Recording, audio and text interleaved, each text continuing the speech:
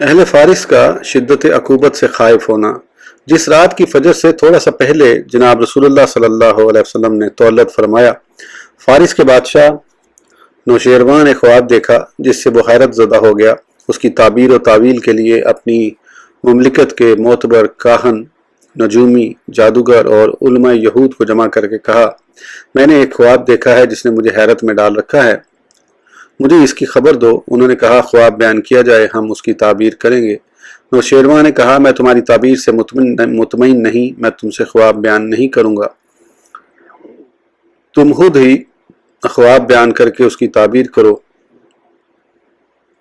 اس طرح مجھے اطمینان ہوگا۔ وہ تمام عاجز ہو گئے اور خواب کی تعبیر پر قادر نہ ہوئے۔ ان میں سے ایک آدمی نے کہا، اگر اس طرح خواب کی تعبیر کرانا چاہتے ہو تو سطیح کے پاس کسی کو بھیجو، وہ تمہیں صحیح تعبیر سے مطمئن کرے گا۔ نوشیروان نے اس کے پاس عبد